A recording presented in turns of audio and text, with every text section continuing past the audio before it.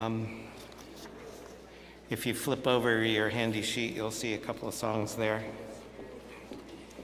And we'll just sing our way through them. If you know them, sing along. If you don't, you will the second time round. Lord, prepare me to be a sanctuary, pure and holy, tried and true. With thanksgiving, I'll be a living sanctuary for you. Lord, prepare me to be a sanctuary, pure and holy, tried and true. With thanksgiving, I'll be a living sanctuary for you.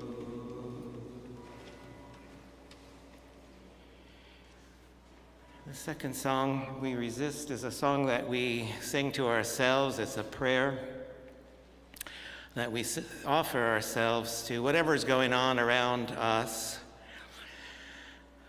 Try not to take it into ourselves. So we resist. We refuse to let hatred in. It goes like this. We resist. We refuse. No, I'm singing the same tune as I just sang. Lord, help me. See, you did the same thing. How about we'll do with joy that I have? This joy that I have, the world didn't give it to me. This joy that I have, the world didn't give it to me. This joy that I have, the world didn't give it to me. The world didn't give it, the world can't take it away. This joy that I have, the world didn't give it to me. This joy that I have, the world didn't give it to me. This joy that I have, the world didn't give it to me. The world didn't give it, the world can't take it away. This hope that I have, this hope that I have, the world didn't give it to me. This hope that I have, the world didn't give it to me. This hope that I have, the world didn't give it to me. The world didn't give it, the world can't take it away. We resist, we refuse. Yeah, we still don't know it. Okay, maybe we just don't know this song. We do know this song. We sing it every Sunday. All right, Lord, help us. We resist. We refuse to let hatred in. We rise up. We won't back down. We're in this till the end. We resist. We refuse to let hatred in. We rise up. We won't back down. We're in this till the end. We resist. We refuse to tear hatred in. We rise up. We won't back down. We're in this till the end. We resist. We refuse to let hatred in. We rise up. We won't back down. We're in this till the end. Amen. All right, once again, welcome. We're glad you're here. My name is Kay. I'm one of the pastors here, along with some other beautiful people. And whatever faith, background, whatever religion or lack thereof you come from. This is your place, and you're very welcome here. And it's good to be together. Amen. Brennan?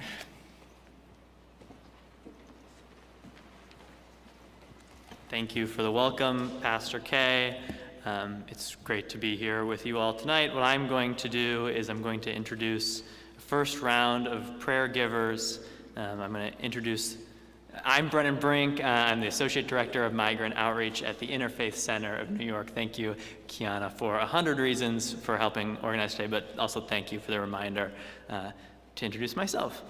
I am now, though, going to introduce our first round of prayer givers who are joining us today. I'm going to introduce the whole first round who are offering a sort of reflective prayer. I will introduce them in the order, so come in the order that I introduce you after the person ahead of you. So our first prayer is going to be from Rabbi Felicia Soul from B'nai Jeshurun, offering a prayer from a Jewish perspective. And then Reverend Daiken Nelson Roshi at the Pamsula Zen Center, offering a prayer from a Buddhist perspective. Sunita Viswanath is then next, Executive Director of Hindus for Human Rights, offering a prayer from a Hindu perspective. And then Reverend Serene Jones, President of Union Theological Seminary, offering a prayer from a Christian perspective.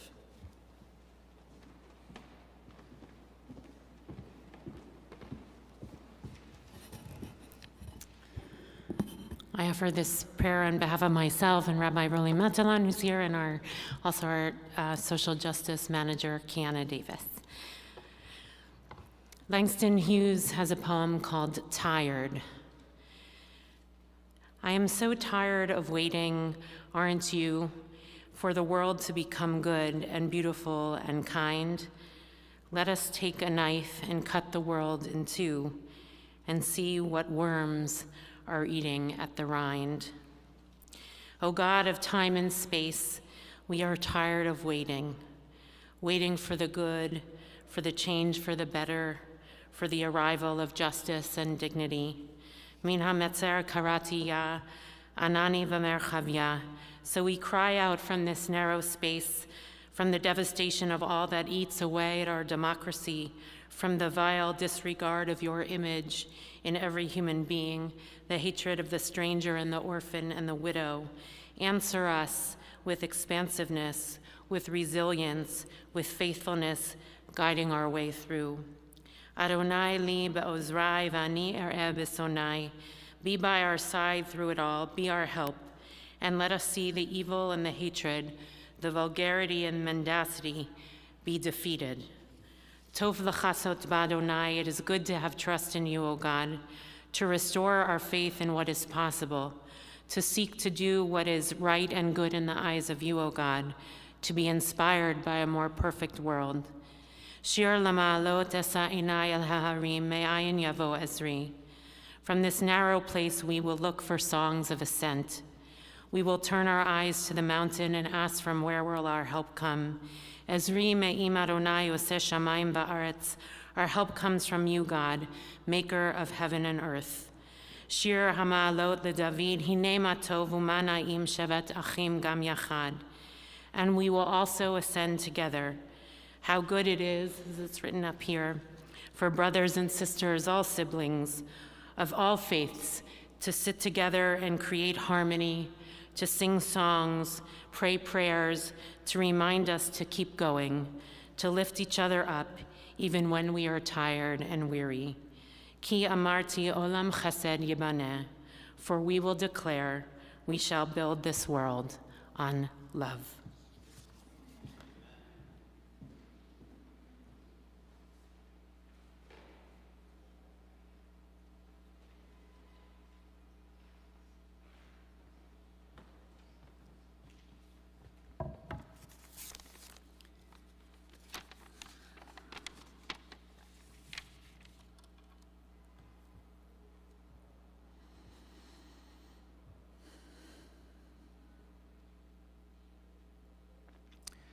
So one of the foundational texts or chants that we have in the Buddhist tradition is called the Heart Sutra.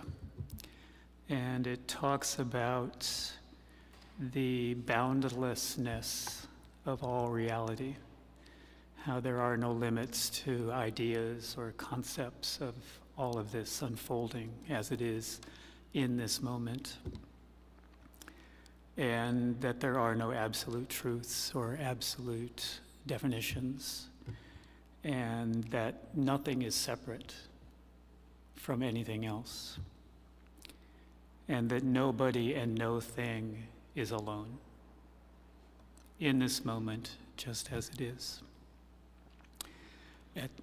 At the end of that chant, there's a gatha, or a phrase that kind of goes back to some of the tantric practices, and it has been translated often as beyond, beyond, gone far beyond, gone beyond any sort of understanding of this and that and self and other. And I recently led a workshop, and I ran across a translation in which someone said arriving beyond any sort of arrival to just this in this moment as it is, all interconnected and all springing from loving kindness and compassion and equanimity and empathy. So I'll just give that chant a try.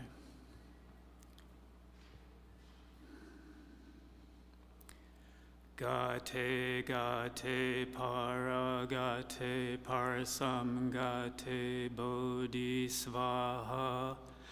Gate, gate, para, gate, parsam, gate, bodhisvaha. Gate, gate, para, gate, parsam, gate, bodhisvaha. Thank you.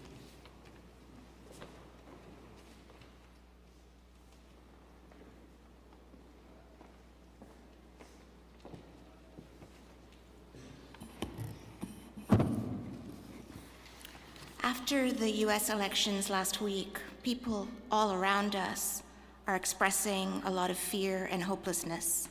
And yet, we must find the resources within us and around us to rouse ourselves up and get motivated, activated for everything we believe in. For ourselves, our immediate families, our community, and the entire world.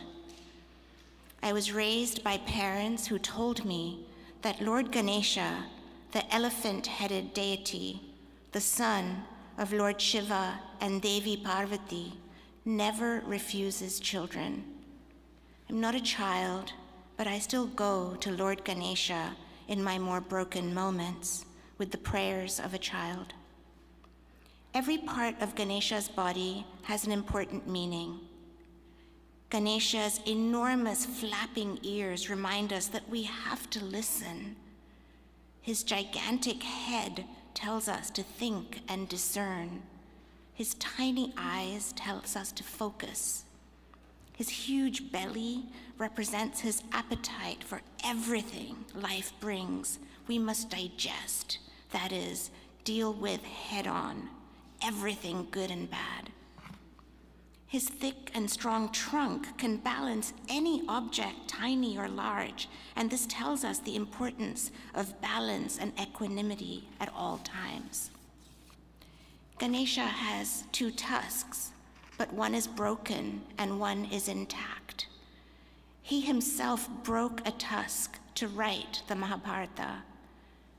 This to me represents just how much self-sacrifice is needed in order to achieve one's goal. So just meditating on Lord Ganesha helps me navigate a challenge, a crisis, or a conflict.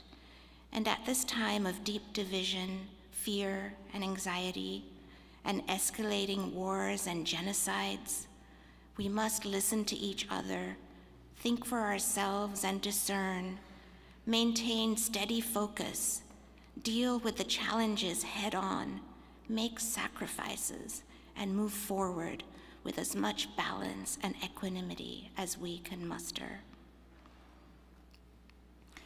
Om